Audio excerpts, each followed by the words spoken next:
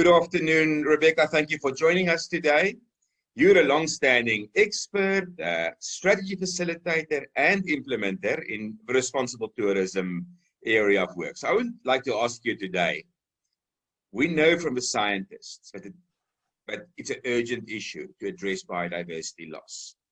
I want to ask you from a practical perspective, and probably from a European and an urban perspective, how do you see the hotel and the food and beverage sector contributing to addressing this issue? I think it's quite useful to take a bit of perspective on where we are and where we started from. And I think we've now spent 2-3 decades, and no doubt a goodly few tons of carbon, expanding on the benefits of energy and water efficiency in properties. And I think we have to acknowledge and underpin this conversation by the fact that many hotel and food businesses in a European context and outside of it have made impressive changes to their own practices, specifically in those areas. Having said that, there are still some businesses in Europe and in city centres that have still to engage even with the basics. And I think we've got to the point now at which, given the multiple crises that we faced, ignorance can no longer be an excuse for inertia. We have to move. We have to move beyond the basics, and we have to move more businesses with us. Where we are now is we've got too many environmental programs that are standardized. They don't tackle the issues that matter in the places that they're based. And as a result, teams lose heart. There's too many businesses that make excuses that the systems or the infrastructure don't support better practices. The status quo now needs to be challenged. We need to start having much more radical conversations with local authorities, conversations with customers, if we really want to start tackling these issues, preserving biodiversity in our destinations. I'm going to put this in context at a very practical level for 1 minute by talking about one of the most difficult issues for hotel and food service businesses to tackle, and that's food waste. Now, we all know that producing food is one of the most ecologically damaging things that human beings do to ecosystems. Somewhere around 1/3 of all the food that's produced globally is wasted. But food production is responsible for about 1/4 of greenhouse gas emissions, 70% of global freshwater withdrawals, and I could go into habitat destruction, but we won't go there. It's no secret that food is at the base of most hotel and food service businesses, and many provide great quality food. But many also retain service standards that specify, for example, that buffet trays have to be maintained at 70% fill levels at all times, despite the knowledge that a reasonable proportion, perhaps as much as 1/3 or 1/2 of the food in those trays at the end of service, will go to waste. Or many continue to offer portion sizes that are too large, both for health and the environment.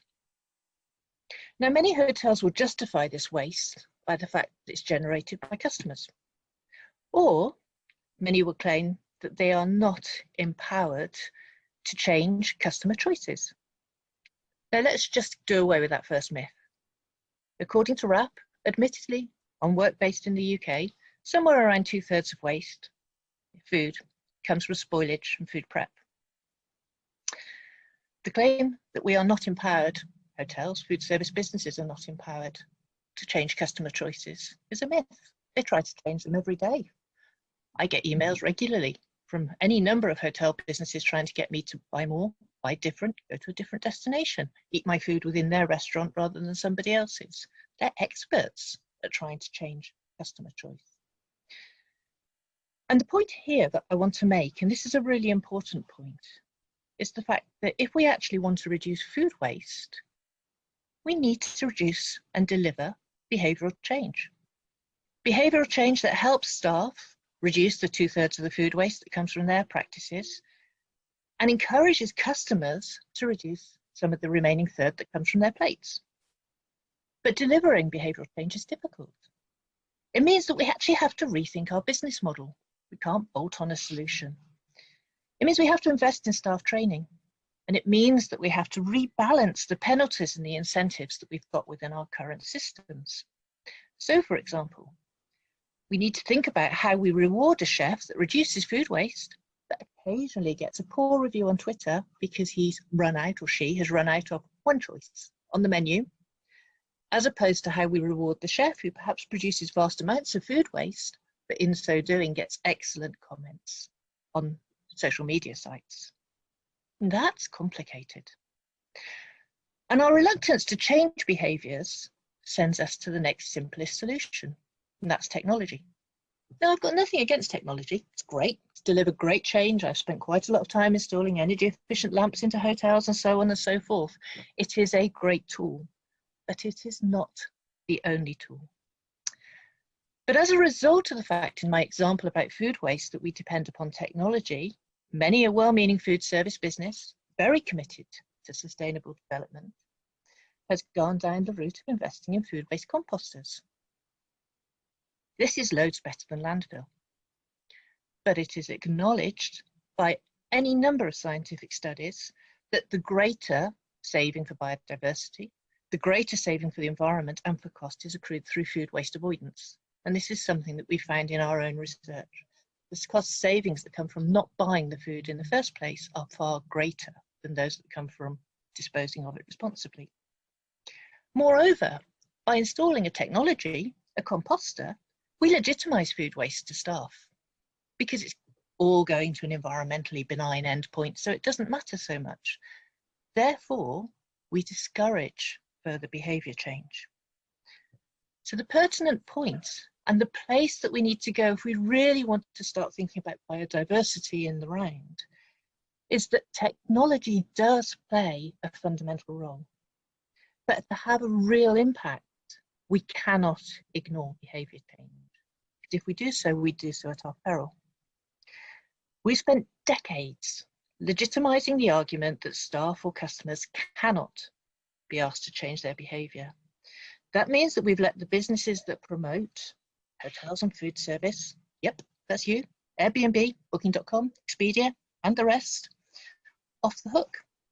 And rather than harnessing the power of these organisations to drive customer habits, we actually don't even ask them to check that the businesses that they promote have got the basics in place.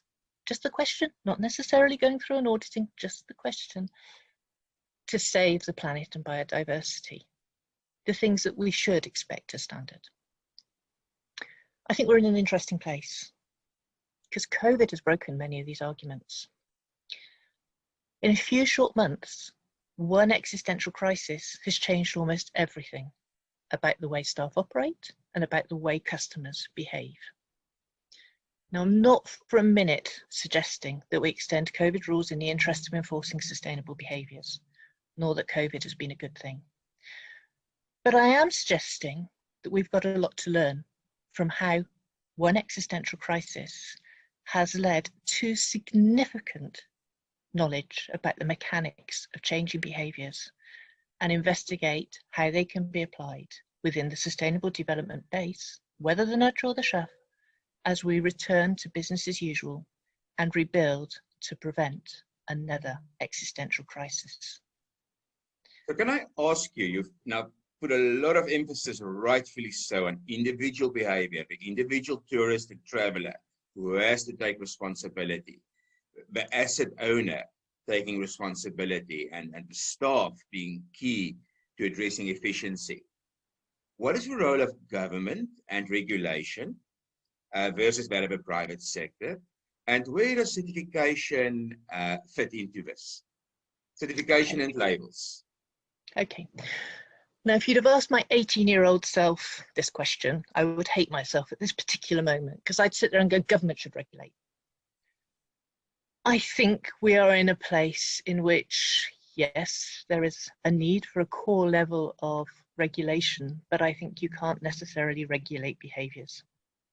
And I think that's where we have this problem. That's why it always goes into the too hard box.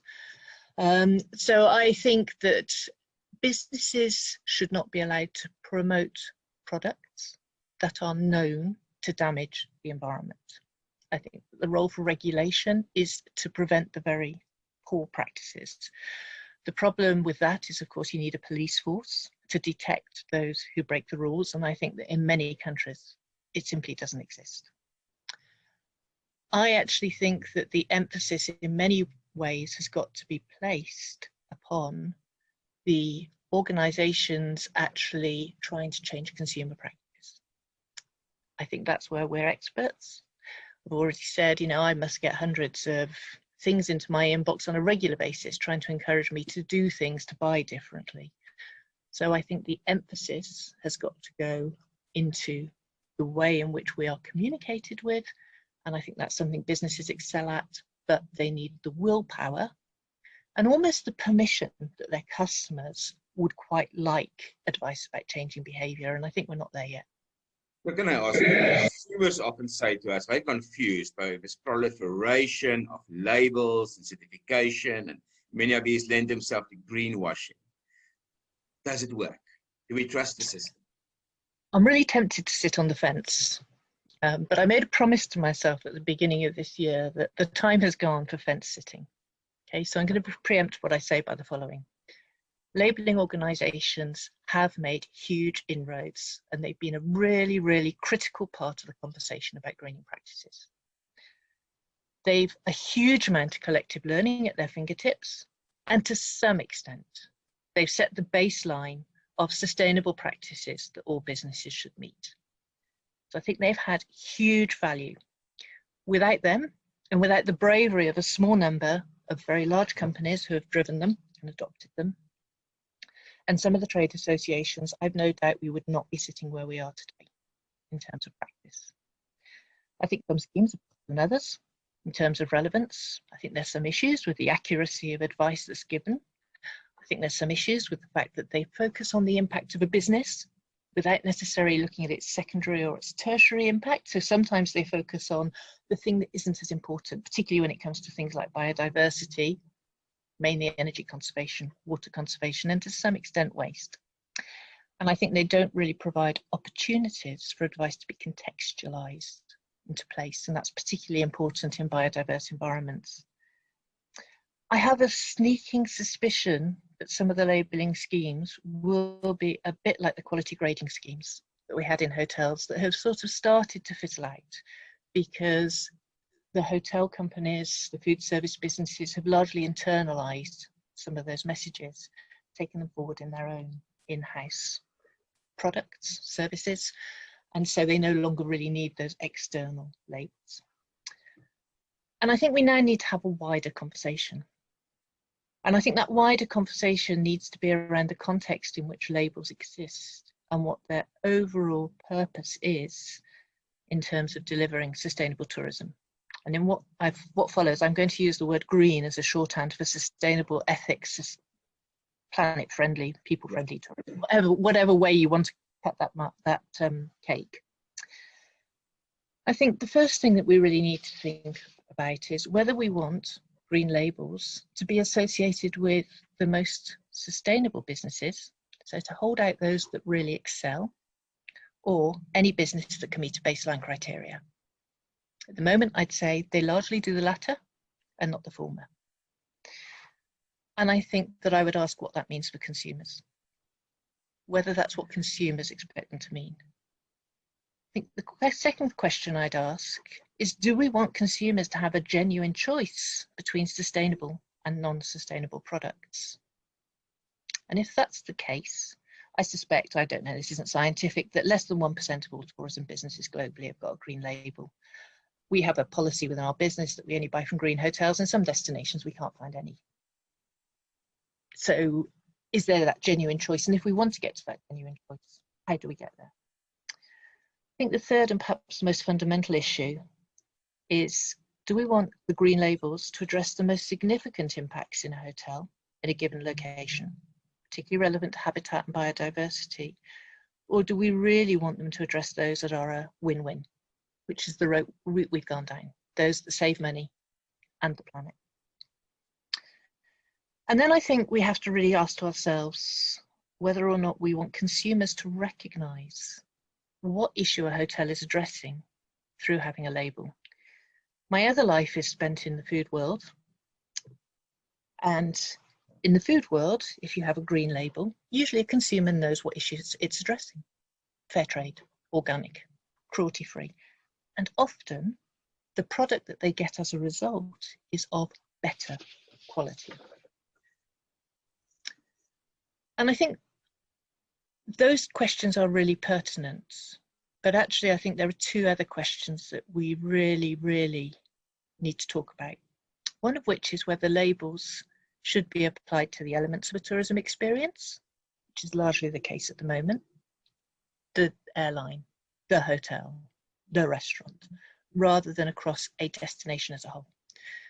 I have a sneaking suspicion that if I buy a green labelled product, I expect all elements of that product to be green. So I don't expect to go to a hotel with a chemical factory 10 metres down the road that's producing vast amounts of carbon and polluting the sea.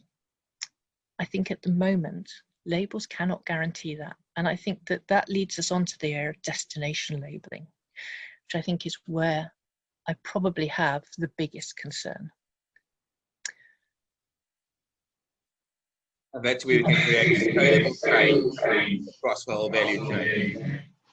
Across whole value chains, but also I think there's a critical question in destination labelling, right? Whether we can really label tourism in a destination or whether we should label a place. And then there's much to learn from what's been done with, for example, you know, the UNESCO, the Man and Biosphere Reserves and things, where the emphasis is on place management rather than tourism management.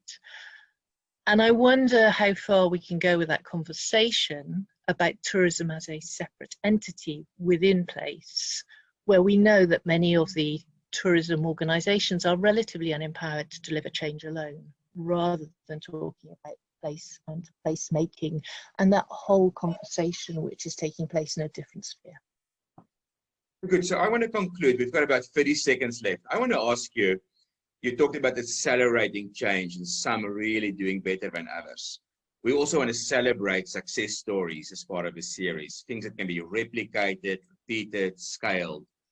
If you have to choose a favorite from your portfolio of destinations or products that's really excelled in this space, what would be that one that you will single out?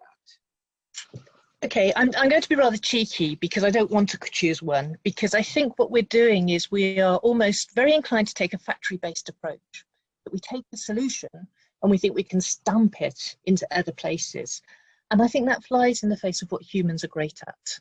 The thing that stands us apart from most other species is that we are creative, hugely creative. We can find new solutions, we can recognize problems, we can pull in the different people to make those solutions happen.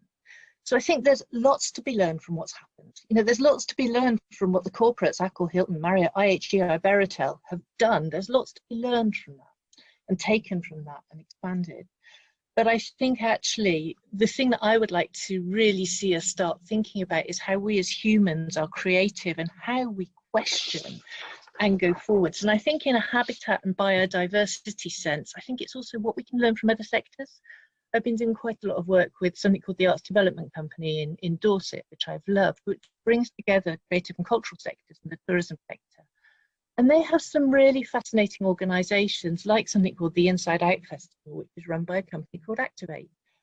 And the whole point of Inside Out is to draw residents and tourists outside spaces to experience creative activity and to experience those places in a whole different way, in a whole different context, that's hosting extraordinary events in extraordinary places and bringing a new understanding of place and relevance of place. And once we have that, then we can really start caring about looking after those places.